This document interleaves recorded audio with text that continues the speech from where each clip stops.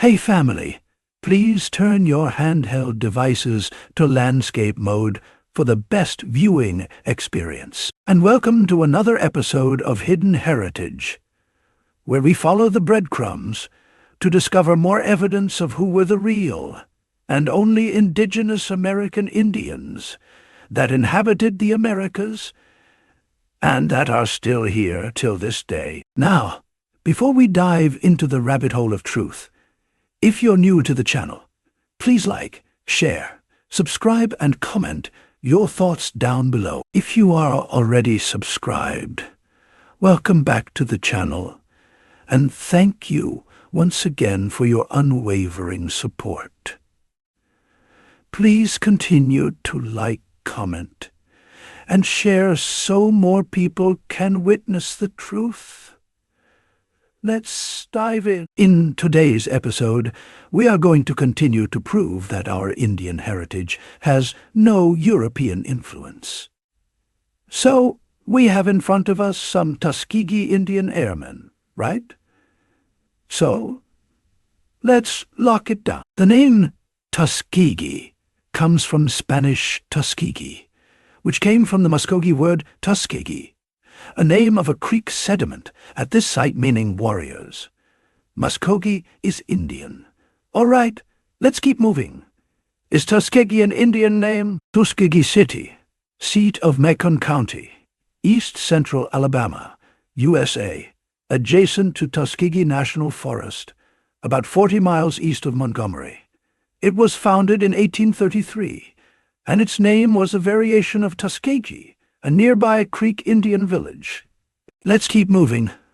All right, so let's pivot to the Muskogee. As you can see at the bottom right-hand corner of your screen, it says the photographer, excuse me, at Muskogee, and then to your left, it says the beautiful Indian Territory Illustrated, and then Tallahassee Manual Labor School, indicating the plantation.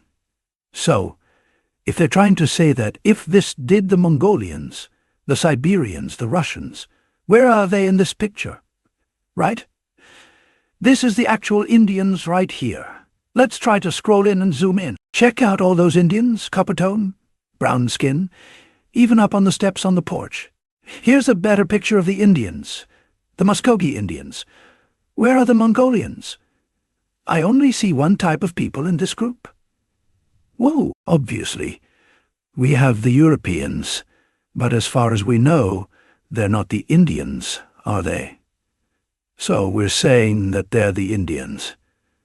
Okay, so we have to read between the lines. Here are the Indians, more Muskogee Indians. Here we have Muskogee Indian chiefs. Excuse me, from Alabama, never enslaved. Caesar Bruner was the Seminole chief who was born free. Okay. To Free Creek Seminole parents, William and Effie Bruner from Alabama. After the 1813 Creek Civil War, the Bruners were forced to come south into Florida with their Red Stick Creek allies and become part of the Seminoles. Silas Jefferson, also known as Hotulkomiko, Wind Clan chief, was born in Tuskegee Town, Tuskegee, Alabama, in the old Creek Nation. His parents were Tuskegee Indian, Betsy Mannock, Wind Clan, and Tuskegee Indian, Jeffrey Mannock. Silas Jefferson was Muskogee Creek chief of the largest clan in Creek Nation, the Wind Clan. All right, so let me show you all something. Remember we're talking about the 1800s and they were forced to move, right? So remember the Trail of Tears, right? And you see 1847, and you see this Indian right here, right? Watch this. What does it say underneath his name? Where the red arrow is pointing, right? Indicating that also since the reclassification, right? So being that they called him a Negro, it's telling us that he was not a Mongolian, a Siberian, a Russian, or European, right? There's only one group that was labeled and classified as Negro in the Americas. And we all know that it was the Indians, right? Says it right there. Let's keep moving. Check out this vintage photo of some Indians. Look how they're dressed. And look what they look like. So yeah, Don't worry, we are still not done. Articles of peace between the most serene and mighty Prince Charles II, by the grace of God, King of England, Scotland, France, and Ireland, defender of the faith, right? Etc., I guess, and several Indian kings and queens. Notice they didn't call them something else, right? Indian kings and queens. So if you needed more proof that Indian is our word and was not given, read the articles, right? But it's all right here. In 1600s, they knew that they were called Indians because they did not just come there and just wreck stuff. They did business with our ancestors at first. And our ancestors said, "Hey, we are Indians, and I have something else for you as well." Indian kings and queens. Let's check out an Indian queen. All right, so let's check out an Indian queen, shall we? And check out the biography. It's a trade card in Heel collection, advertised, as you can see on the left side of your screen. Large, superfine cards made by Samuel Fullwood, so it matches, and it's illustrated with a queen shaded by a parasol held by two attendants. Look how they look.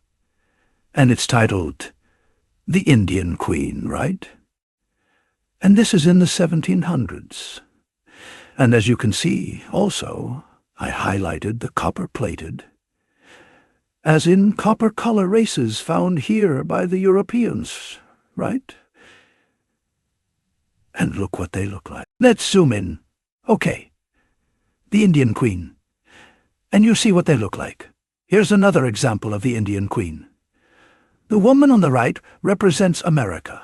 The woman on the left represents Africa, because she has the elephant on her head. So the woman on the right, who has the headdress with the red, white, and blue feathers with a little bit of gold in there, and the quiver, the pearls, right?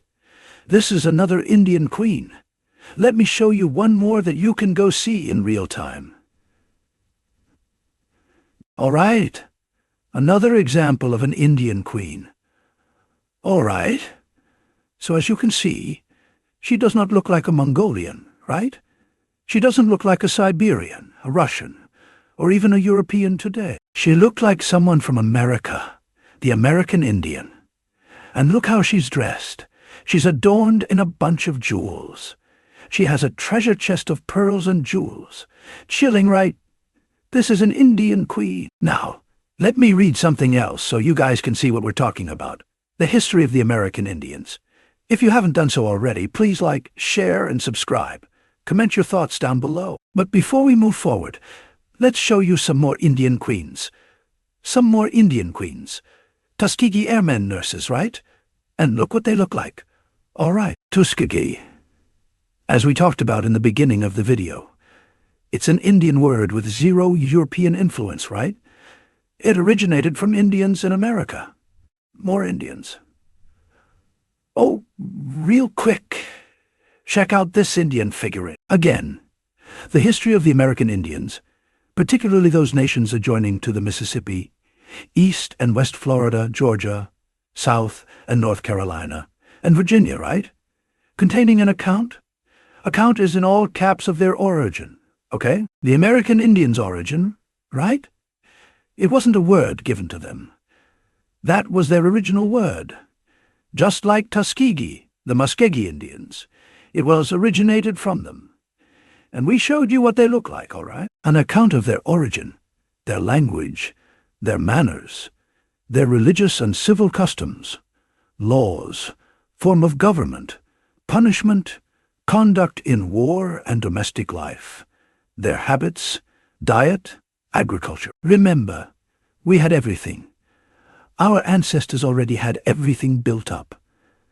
They're growing their own corn, tobacco, cotton, everything, right? You're not going to bring a bunch of people from Africa that don't know anything about the climate, don't know about the weather, don't know about the land to be growing anything, right?